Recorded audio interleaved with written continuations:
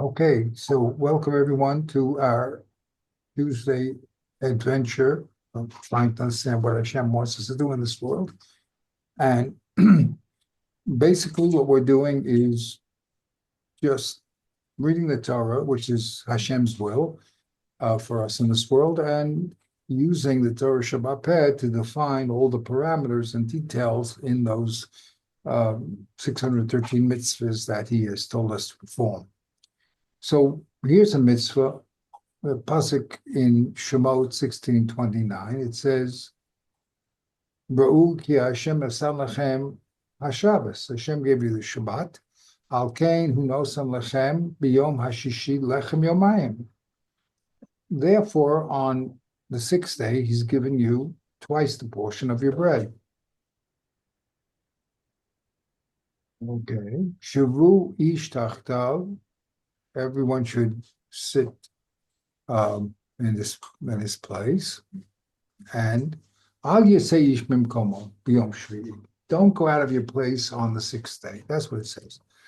Let no man go out of his place on the Yom Shishi. So the Karaites read this line, and they decided that place means their bed. So on Shabbat, they don't go out of the bed. It's a nice reading. It's literally reading it. Now, So how do you read that sentence, Rabbi? I mean, excuse me? no man leave his place on the seventh day. It means stay at home and don't go to shul. Excuse me, I don't hear you that well. Say that again, I'm sorry. I was listening. How does one read that last sentence? Let no man leave his place on the seventh day. Does that mean on Shabbat you stay at home, you don't go to shul? Yes, exactly. That's what the Karaites even go further. The Karaites, a certain sect of people, they don't believe in the Torah Shabbat path. So when it says don't go out of your place, they stay in bed all Shabbat. They have their food around them, and they stay in their bed. They don't daven and nothing. But we have the Torah Shabbat path. The Torah Shabbat path defines what this mitzvah is all about. If you don't have the oral law, which Moshe got from Hashem and gave to all the congregation that's been passed down 3,000 years, so you have no idea what to do on Shabbat.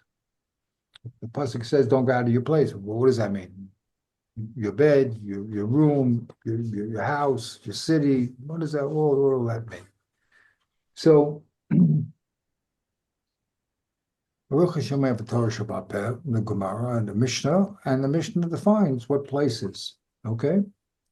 It says, Yetzias Shabbos, going out of your place. Now, this is in Hebrew. I didn't translate it, but I'll translate it on the fly. Okay? Everyone see my screen there? You see my screen, Barry?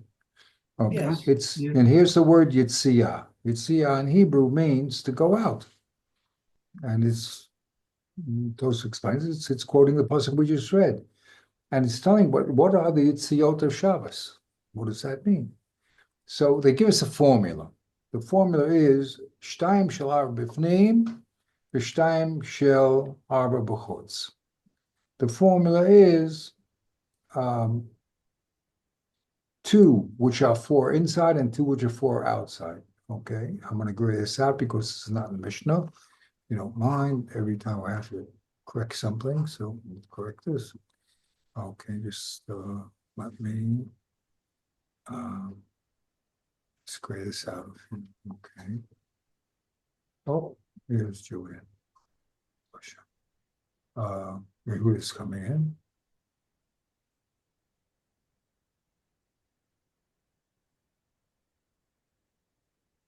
Okay, Rabbi, you with us? Well, I saw he came in. I guess he couldn't get it. Okay, anyway. So here... I'm here, Rav Chaim. Sorry, I'm late. Very good, very good. I apologize. Good morning, gentlemen. And I apologize, I have to leave at 9:40, at quarter before the hour for a meeting, but I still want to participate. Thank you. Okay. So we looked at the pasuk while you were away here, and the pasuk said it's Shabbat and Al Yitzei Ish Mimkomo. Though a man on Shabbat shouldn't go out of his place. That was in the context of collecting the man. Okay. And it says, don't go out of your place. Now, what's place? It's your tent, your camp. What is it? So this Mishnah is going to tell us that. It says, you see the Shabbat time shenar b'fnim time shenar b'chutz, but it does it in a very compressed formula. It says that there are actually two Yitziot, not one, of Shabbat. There's two. Two what? I don't know. Two Yitziot. And they are Shtayim shehen arba b'fnim v'shtayim shehen arba b'chutz. Okay? I'm just going to make this black, if you don't mind. Okay. Okay, so there's two which are four inside and two which are four outside. That's what the Mishnah says. Very cryptic statement. Now, the Mishnah itself will explain itself. And we explained in order for the Torah to be handed over accurately for 3,300 years, the Torah uses compression formulas. It takes a very difficult or complex idea, it compresses it into a few words, and then it gives us the tools to open it up and to see what it means. So here's the formula, two which are for inside and two which are for outside, and the Mishnah immediately says Ketzad. Okay, so we've done this a few times. Here we have an ani, a poor person outside, and a rich person in the house. Here's my P, he's the poor person. And here's my R, is the rich person in the house. Good. And the poor person is going to either put his hand in, that's his picture, that's what I call 1A. He's going to put his hand in and give an item into the hand of the house owner, or he's going to pull an item out of the hand of the householder and bring it out. Okay? Now, the rich man can do the same two objects, but instead of going from the outside in, he's going from the inside out. He's going to pick up an object and give it to the hand of the poor man, or he's going to take an object from the poor man and he's going to put it in his own hand. He's going to bring it into the house, okay?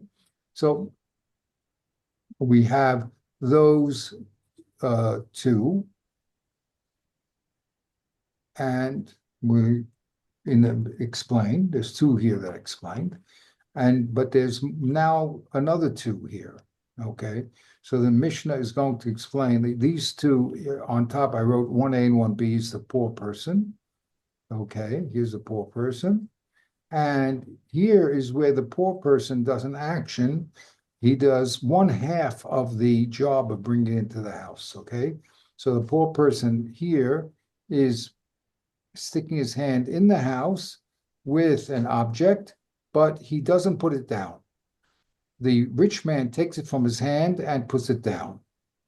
And here the poor person is sticking his hand in empty, and the rich man is loading him up, putting an object in his hand, and he's pulling it out. So the poor man does half the action, and the rich man does the second half. The poor man goes inside, the rich man puts the object from his hand, takes it out from his hand, puts it down, and here the poor man puts his hand in empty, and the rich man puts an object in it. The poor man takes it out and puts it down. Okay, so I hope my diagramming is clear enough. Okay, now we have the last case, and this is where the rich man, he takes the object out, but he doesn't put it down. The poor man puts it down, or he puts his hand out, and the poor man puts an object in his hand, and the rich man puts it down. So in these four cases, both the rich man and the poor man are doing half of the act. They're either removing it from the domain that they're in and putting it into the other domain, but not putting it down, or they're taking an object that's placed in their domain and putting it down or picking it up, okay? So what are the two which are for? What does it mean, two which are for inside and two which are for outside? So it means that there are two actions done by the man inside the house. Let's say the outside of the house first, okay, so I put that first. Here, that's how it's explained. Here's two actions done by the man who is outside in the street. Okay. What are those two actions? He either put the object into the house or he took the object outside of the house. Okay. And there's another two which the poor man can do over here and over here. He can either take an object that was placed in the house and put it down. Oh, I'm sorry. He can either put the object in the house or he can take the object out of the house. Okay, so here in this case, he puts the object in the house, but he doesn't put it down. He only moved it into the other domain. And here he put his hand in empty. So he didn't lift up the object. He just took the object and put it down outside. So that's two, which are four. There's two where he does the action completely, the lifting up, transferring into the other shoot, the other domain, and putting it down. And two where he only does half the action. He only picks it up and puts it in the other domain, but doesn't put it down. Or he takes it from the other domain and puts it out. Okay. So that's the two which are four. Okay. Now, there's two which are four for the rich man and two which are four for the poor man. Okay. This is the poor man where he did the whole act. Okay. See my diagram in here, bringing in the object in or taking the object out. That's called a akira, to lift the object up, take it out. And hanacha means to put it down. So he does the whole act, either putting the object in the house or taking the object from the house and bring it out and putting it down. That's the poor man's 1A and 1B. And then we have the poor man's 3A and 3B, where the poor man puts his hand in empty with the object, I'm sorry, and the rich man puts it down, or he puts the object not empty. He puts the object in the house, okay, but he doesn't put it down. The rich man puts it down, or he puts his hand in empty. That's why I put this gray thing here, and the other man, the rich man, puts the object in his house and he takes it out. So that's two which are four, and the same situation will occur if the rich man does the whole act in these two cases. Either he lifts it up and takes it out, or he takes it from the outside and brings it in, okay? Or he does half the act. He pushes it out the door, but he doesn't put it down. The poor person puts it down. Or he receives the item from the poor man and he takes it in. So that's the two which are four for the rich man and two which are four for the poor man. Okay, is that clear? Everyone got that more or less on my picture? Yes, Barry, you're clear on that? Yes. Very good. Okay, so that we've done many times. Okay, so now let's go to the next slide here. The next slide is the Gemara is going to compare what we just learned in the Mishnah to another statement that's learned in Shavuot, which are oaths, O-A-T-H-S, an oath. The person says, I will or will not do something. I take an oath that I'm going to eat chicken tomorrow, okay? Or I won't eat chicken tomorrow, okay? So that's an oath, okay? So in Shavuot, they bring 4 items which have this formula, which is the formula of 2 which are 4, okay? And in Shavuot, though, they quote this phrase differently than we have it in Shabbat. Okay? So here's Shavuot. In Shavuot, it says, Yitzias HaShabbos, Shtaim Shen Arba. It says nothing about going in and going out. It says the goings out of Shabbos are 2 which are 4, period. In our Mishnah here in Shabbat, it said 2 which are 4 inside and 2 which are 4 outside. So it added the word inside and outside in our Mishnah. Okay? So classically, one of the Gemara's functions, the Amoraim in the Gemara, are just handed the Mishnah, like we're handed the Mishnah and the Amoraim, the Rishonim, and a whole bunch of things. But they're handed the Mishnah, that's the Tanaim, that's their teachers, and their job is to explain the Mishnah to us. Okay, fine. So an untrained student would say, okay, just being a general, it means the same thing, just it's being, one is more general than the other. But to the Talmud Chacham, the person who's trained in learning, he knows that every difference between two texts has to be explained. Okay, as I said to you many times, the first rule is manishtan alayla zeh mikol alaylos. Okay, why is this different than other nights? Okay, so we have to compare these two texts. One that says that the going out of Shabbos is 2 and the other one says it's 2 inside and outside.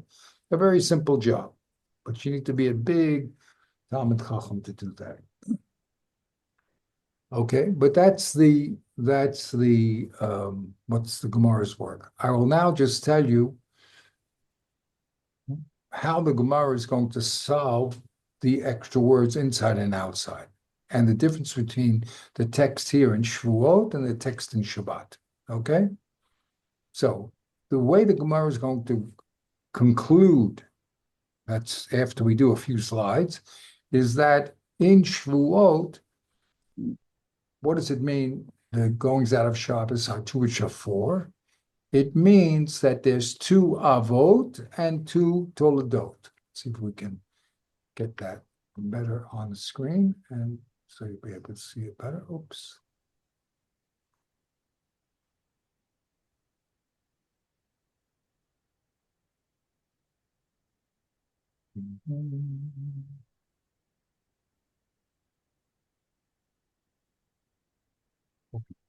Here we go.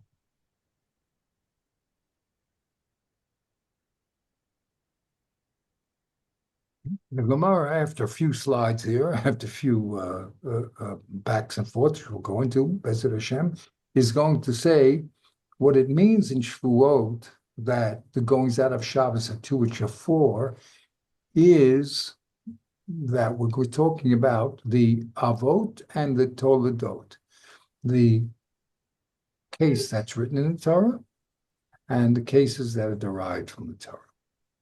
Okay, yes. What's that got to do with oaths? Great question. What does that have to do with oaths? And the answer is absolutely nothing. You have to know. I fooled you, Howard. Okay, what it's like this. A lot of times, not many times, the Torah Sheba'al Peh does is collect similar statements and puts them together so they won't be lost. Okay, so the only connection between this statement about Shabbat is its connection with 3 other statements in Shavuot. Okay, in Shavuot it says that there's 3 other times that we use this formula 2 Okay, one is in taking oaths. There's 2 The Torah only talks about the future. I will not take an oath. I will do or will not do something. And the derivative of that is the past, okay? Which we also learn is a derivative from the Torah. You can't say, I did not do something or I did do something in the past. That's Shavuot. Then there's Nigayim, there's different shades of skin diseases. There's 2 whites, Sapach and Baharis, and there's 2 subcategories of white, minor shades of white. The 2 are written in the Torah, are the Sapach and Baharis, that's written there, and the 2 minor shades are derived from it's white, but it's a shade that has more gray in it, put it that way. Okay, so that's 2 All right, so the list over there of 2 are things which are written in the Torah which have a clear verse, and things which are derived through logic or through an extra word or some sort of learning. You have to. It's called lumbus. You have to know the system to see how that they expanded that text. Okay, so that's what that short list is. It's a short list of two items that are written in the Torah with two derivatives that we derive from an extra word or from logic. Okay, that's a grouping. So what happens is, to answer your question, the way again that we keep the Torah Shabbat Peh alive for 3,300 years is by this grouping of similar ideas together, so they won't be lost. Okay, so that's a group over there. But what bothers us is not why it's in the group per se. We'll discuss that a little more further. But what bothers the Gemara is, why is the language different over there? Are you with me?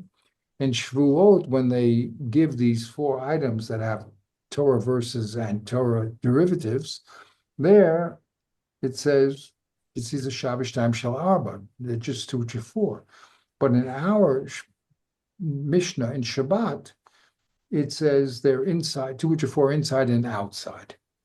So this inside and outside is the question, what does it mean, the shortened version and the complete version, okay? That's what the Gemara has to do. The Gemara has to now justify the two different languages and explain them, okay? So let's see how it does it, and then we'll go into the Gemara in a second. But this is how yeah. There were four. There was oaths, Tuma, Shabbat, and one other thing, which is four. Nagayim. There was Nagayim, the skin disease. It's psoriasis. It's called. We call it psoriasis, but it's not psoriasis. That's just a word they use for a modern Greek word, but it's called psorat. Okay. Is that not so? You had what? No, well, it's psorat is a spiritual disease. It's not you wouldn't go to the doctor to get some cream for it. It's you have to go to the Kohen, and he has to declare it Shabbat and the whole business thing. What? So it's a spiritual disease, okay? But it is a disease, but it's called Shabbat. That's where the word psoriasis comes from, but it has no. There are two different ones: physical, one is spiritual. Okay, so you have Shabbat, you have Nagoyim, you have this coloration of the skin, another disease, and you have olds, and finally you have Shabbat. Okay, so that's the context that it's in. Okay. However, the Gemara's concern here is, what does it mean inside and outside? So it's going to explain. You can tell, I told you can tell your wife what you learned today. You learned how 2 and 2 is 4. Okay. I'll probably lose my job, but that's what we're doing. 2 and 2 is 4. It's very, very simple. Okay, but it's not simple. What does it mean 2 and 2 is 4 inside and 2 and 2 is 4 outside? So here it is. Here's the formula. Now, this is in Hebrew. I didn't do it in English, just a few words. It says like this. In Shavuot, we're talking about the avot, the things that are written there, and the toldot, the children, which are things which are derived from what's written. Okay, so we'll spell that out. And therefore, in Shabbat, when they said there were two things that are written in the Torah, it was talking about the Balabais' Yitziyah and the Un is Yitziyah. You see, here's the rich man, or I call him rich man, but he's the homeowner. He picks it up and he takes it out, puts it down. Or the poor man can pick it up from inside and put it down. So the word Yitziyah means to go out, which means you're inside out, okay? It doesn't mean to go in, it means to go out, to exit, okay? So in Shavuot, they talked about, I'll just say Ish Mimkomo, there's two ways that, not the man, but the item can exit. The item can exit because the rich man pushed it out the window and put it down, or the poor man picked it up and put it down. So here in both these cases, the item exited it in two ways. And that's what Ajit say ish mimkoma means. It doesn't mean the man doesn't have to go. A man can go out his door and you can go to daven and you can do what you want. Okay.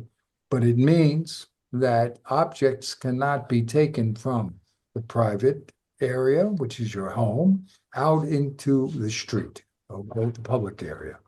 And we'll have to define all these things, what's public and not public, and we'll get involved in details. But in Shvuot, all they do is they talk about the avot, because if you only read the pasuk, you might say it says Ajit say ish mimkomo, you can't go out into the street. Okay, but Torah Shabbat Peh tells us no, it means you can't take an object out into the street, or you can't take you can't take an object out and put it into the street, or if you're in the street, you can't take an object out and bring it into the street. Is that clear? These two pictures here, the rich man, the poor man here, that's Shvuah. Okay, I'll make it nice and big so that, okay. We have the rich man and the poor man taking the object out of the private area into the public area.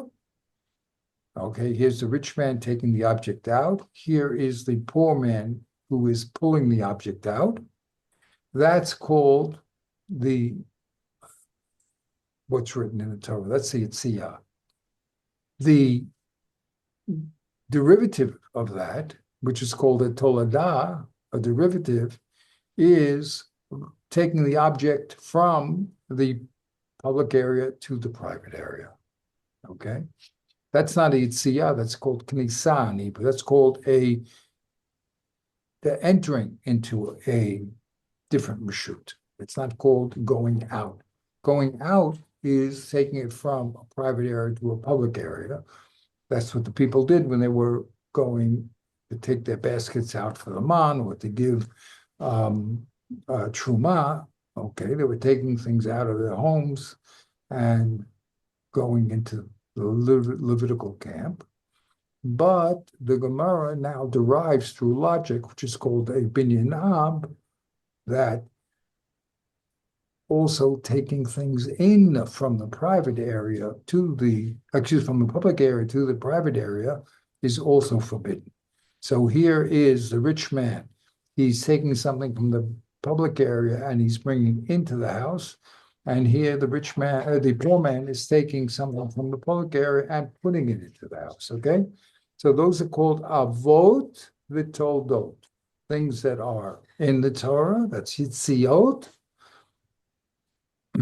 and things which we derive through logic by saying that there's no significant difference between this object changing its domain, going out or going in. Therefore, a toladah, a derivative, will be the rich and the poor man bringing the object into the house.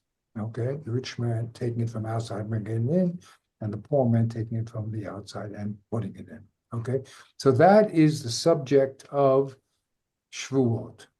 You only have two avs, two written texts, two yitziot, which are exiting, and two knisot, which are derived through logic, and that's two which are four. Okay, so does everyone understand that? That's plain two which are four. Okay, now what we have to do is understand what does it mean inside and outside. So this picture in Shabbat is going to have these four boxes duplicated. Let's look at the picture in Shabbat. Okay. In Shabbat, we're going to have two which are for the rich man and two which are for the poor man. Okay. But the subject matter is going to change because it can't be the same thing that said in Shavuos. So there's no reason to talk about inside out if you're just going to repeat the information, right?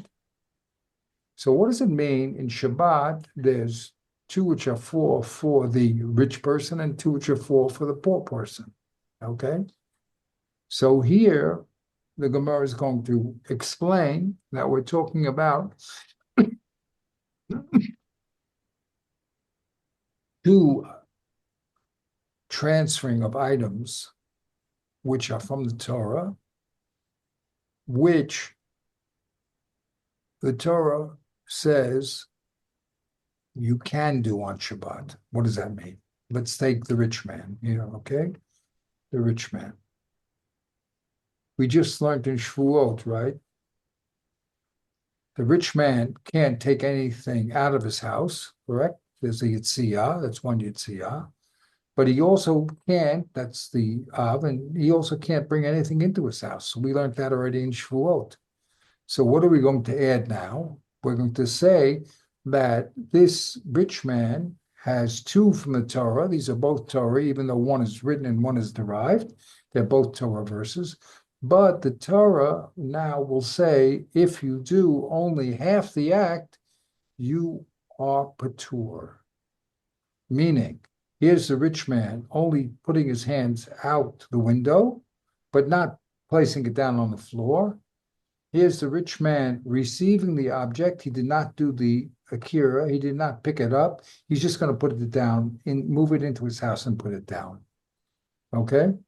So there's the rich man's two from the Torah, and where the Torah would say both these acts of the rich man, this act and this act, is patur. Okay? Patur means what?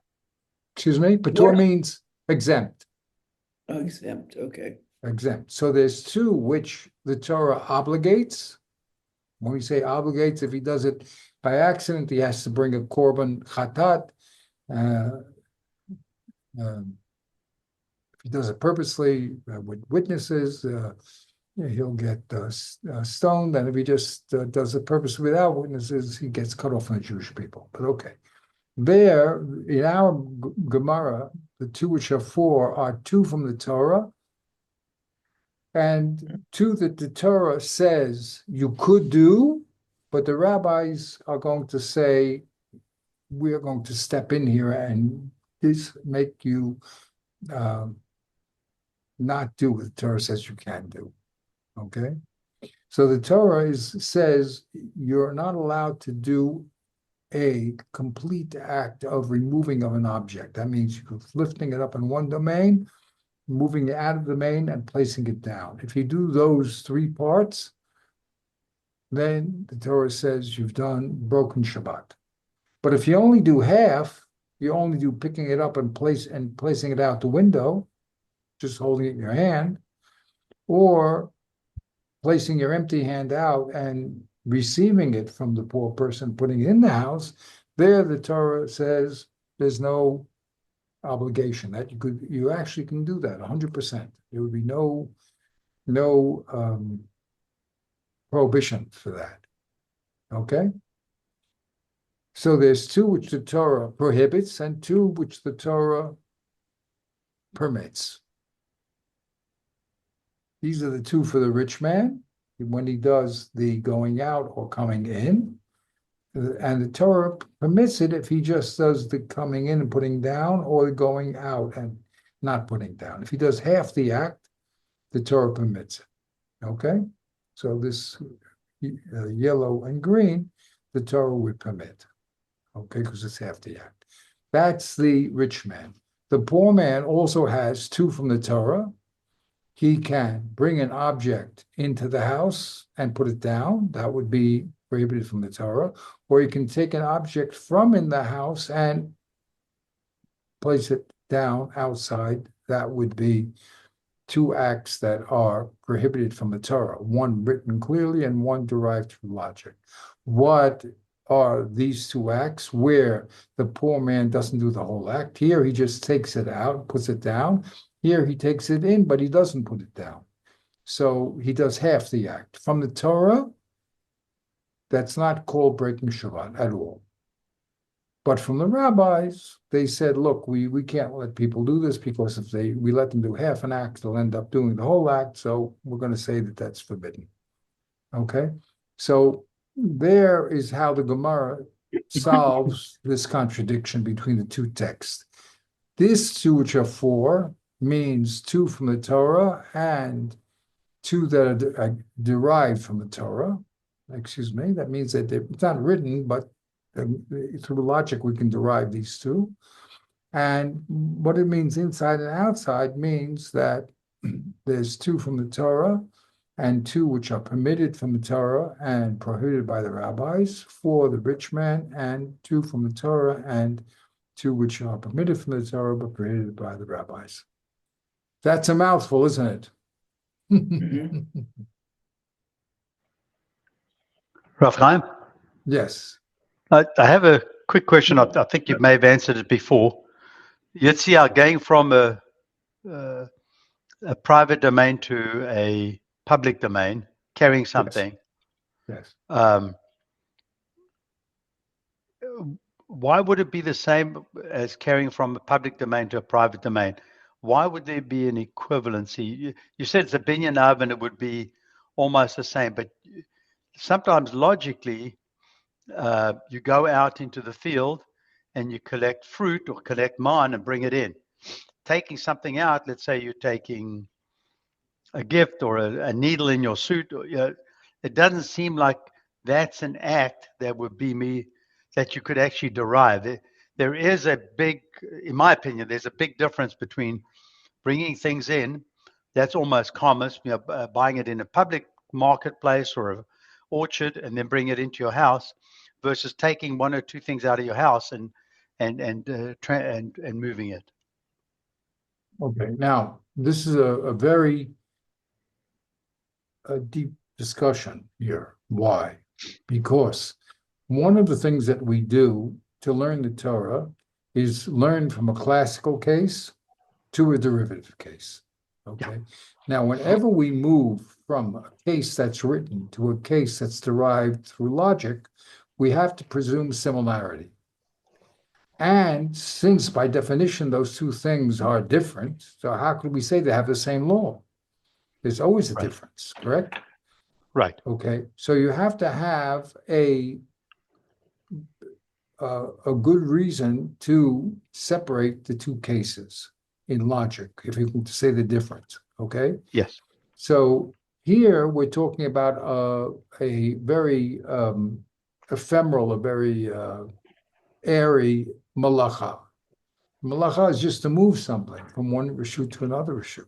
Okay, it doesn't. You really haven't done it. Like you cook something, so you have a fire. You're cooking. You're doing something, right? You're tanning leather. You're changing a physical item here. But here, all you're doing is removing the item from its place. Okay. So now, if you're going to make a difference between removing the item from its place, from the inside out or from the outside in, which is what you're saying, of course there's a difference. But you have to determine whether that's a substantial difference to divide the two cases, okay? So all I can tell you is, one, that it's determined that there's not a substantial difference.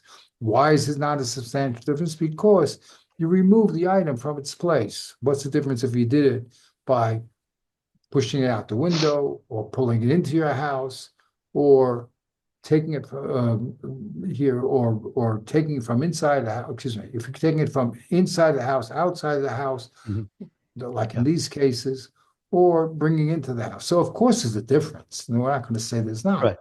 But the question is that a significant difference? Okay. Yeah, the defining characteristic was crossing the barrier from one rishus to another. I think that's, and the difference going from inside to outside or outside to inside, like you're saying, is not a significant difference crossing that barrier, whether it's a single item or now that's a determination, okay? Right. That's a determination, but that's the way the Torah works. When Hashem writes the Torah, he cannot write down, he could do anything he wants. He wouldn't be able to do Hagbor if he wrote down every single case in the Torah, right? So what he does is write down only what's necessary and expects us to logically derive equivalencies, okay? Yeah. Now, that is an expectation, but it's a question of he depends upon our logic to understand when things are this critically the same or not. Okay? Yeah. Thank you. Yep. So, No, Rabbi, Thank you. That's a good question. Yes. the two from the Torah and the two from the rabbis derive that from by logic. These That's two right. here, Yes. yes, Is- logic. They're saying so there's no, is the that- Gemara later on says, look, there's no significant difference between moving the object into the public domain, either if you're outside, inside, and bring the object into your house. Now, of course, there's a difference, but they say that there's no significant difference. It's not like you're Okay. doing a different act. All the Is- malachas is- of Shabbos are that way, by the way, Is right? that logic? You have the Av, that's called logic. That means that it's just common sense that the two things should be similar. Okay? Is that Like is that- I say, I'm a Jew and you're a Jew, right? But I say, wait. You're the X amount of years old, and I'm X amount of years old, and you were an American, and I'm. So how can we both be Jewish? There's so many differences. I have blue eyes, you have green eyes, right? There's so many differences. How can you say we're both Jews, right? So we say there's no significant difference between you and me, because the defining characteristic, as Julian said, is the Jewish mother or conversion. But that's a defining characteristic. Okay, so any of the minor differences, like our age or the color of our eyes or the color of our skin, anything, that's called a significant difference. Okay. But that's what I say, it's logic, because it's not written. There's what's written and what's derived through logic. Logic is derived through similarity. Good, yes, Barry. Is that logic called a hekesh? Yes, that is called a hekesh. Okay. A hekesh means a link, a marriage. When you link something to something else, that's called a hekesh. You're saying that A and B are linked, right? They're two different things, but they're linked. This thing is an orange and this is an apple, but they're linked. How are they linked? Oh, because they're called a fruit. They both come from a tree, so they're linked together in the category of fruit. That's a logical process that the mind does. When it sees similarities that are not critical, it puts it in the same box. Okay? That's what the mind that's does. not a kal vachomer. Kal vachomer is a further step in the comparison of two things. Kal vachomer says not only are you similar, but you are greater, right? So, for instance, what a Levi cannot do, the Cohen cannot do, okay?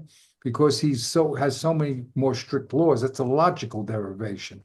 So, if let's say a Cohen, let's say example, I don't know, a Yisrael can't marry a Mamzeret, right? What about a Levi and a Cohen? Well, if Yisrael can't do it, who's on a lower level of Kedusha, so certainly the higher level can't do it. That's called a Kal Vachomer, okay? So that's also a comparison, but it's stronger because it's a comparison with a component of greater, okay? It could also be lesser, but we won't get into all that. But that's all called logical derivation, okay? Thank you. Good? All right. So that's how the Gemara is going to solve it. Now, let's go through some of the steps. That's what I did here in this screen. I also gave it to you in the WhatsApp. But what I did here in this screen is just to show you the conclusion of the Gemara. So I was telling you who it's like, you go to the back of the book and you see how you solve the problem, right? But there were steps to get to this position. It didn't just fly out of air. It was a process, okay? So if you want to do the learning is not just learning the end, not just going to the back of the book, but it's learning the process. When you start doing that, so then if you get into other situations, you'll be able to understand what the process is. If you don't do process and you just look at the halakha all the time, so you can't do more than what it says, because you don't have the equipment to make these comparisons and these differences. Okay? So let's go to the next slide here. Okay? Here's my next slide here.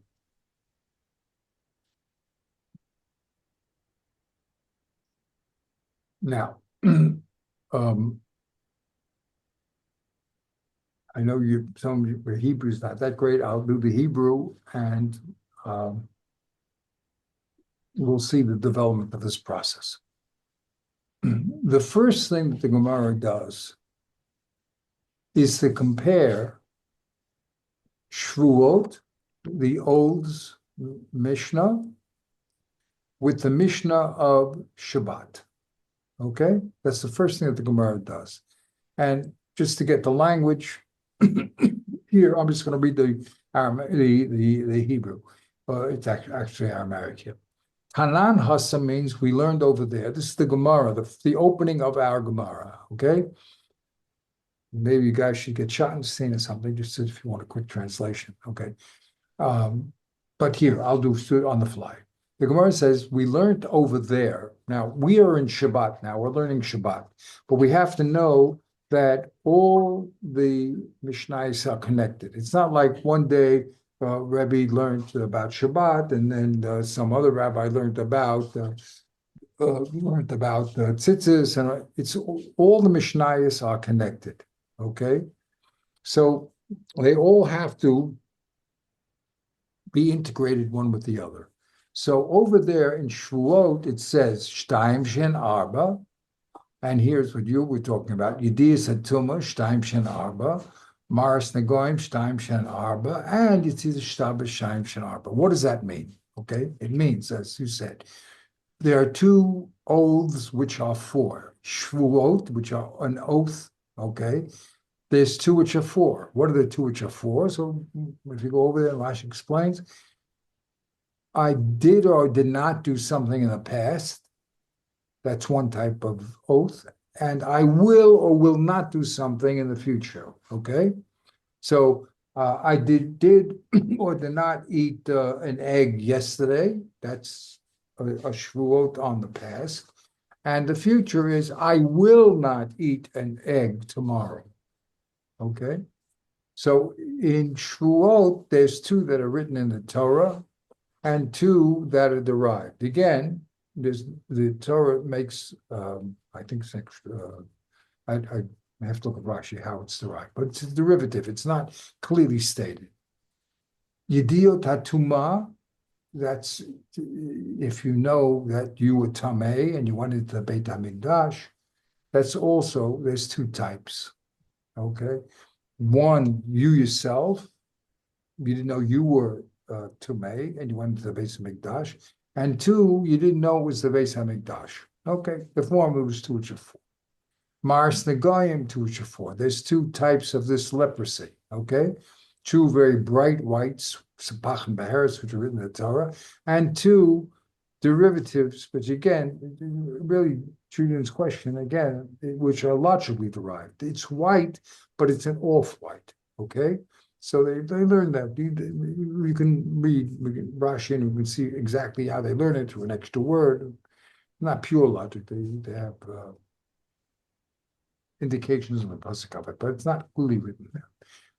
Okay, and then finally it says for Shabbos, it says Shtaim Shen Arba, but here notice it does not say two which are four inside and outside. That's going to be the explosive topic here. How come in Shvuot they said two which are four and they didn't say inside and outside? That is going to be what is the subject of this Gemara. Okay, so the Gemara says, "My shana, manishtana la'azeh." My shana means what is the difference?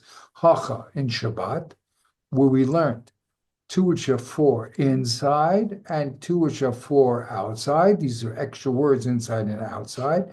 Umay Shana explained the difference over there in Shvuot. We learned only two which are four, and nothing else. We didn't learn anything about outside and inside.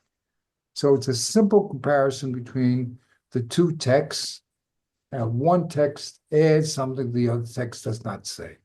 They both say two which are four, but in Shabbat it says inside, outside, and in Shvuot it doesn't say inside, outside.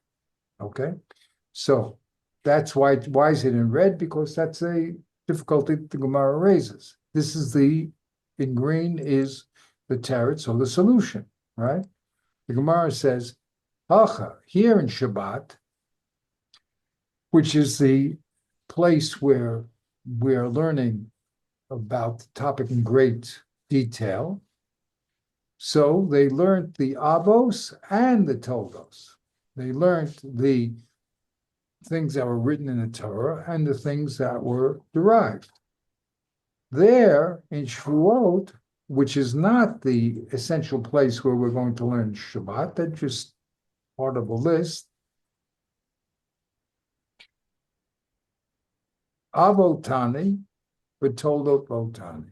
The Avot were taught and not the Toledot. Okay, so now I'm going to explain what this Gemara just did. Remember, this is the first step, which is going to finally lead us to what I said in the beginning. You with me? So don't get confused because wait a minute, you just told me that that's not what the two which are four are.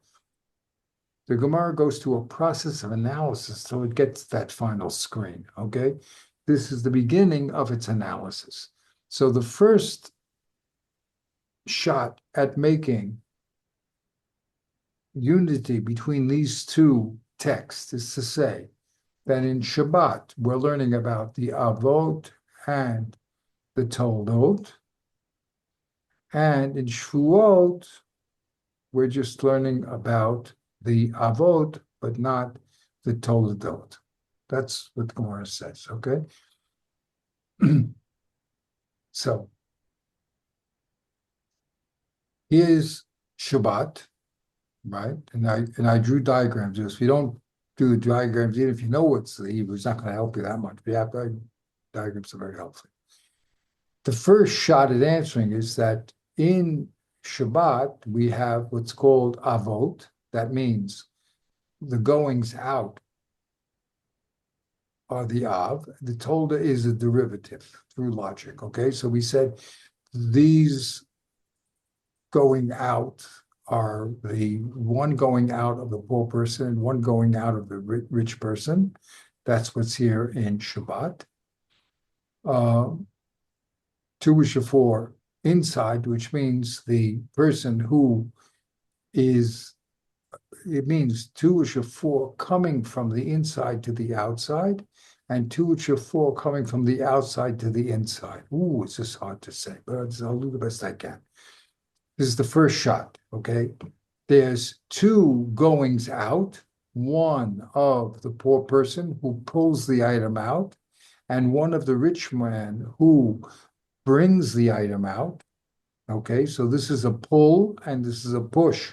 This is a pull of the poor man and this is a push. But both of these things are yitziot. Both of these things are going out, okay? So those are what the pasuk talks about. Ad yitzei mim komo means don't take an object out of your house. What are the four? They're the two going outs which are permitted from the Torah. There's this poor person who takes the object out and this rich person who puts the object out.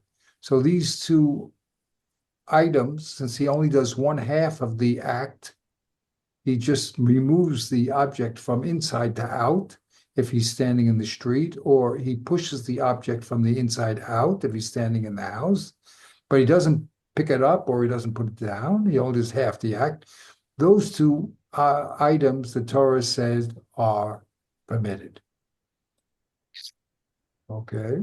The rabbi's later going to make them asur, but the Torah says permitted. So there's two.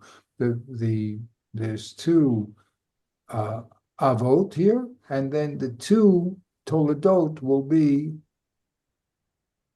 the going in the house.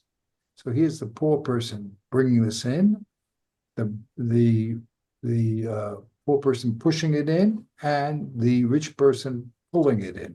But in both cases, the object is going into the house, okay?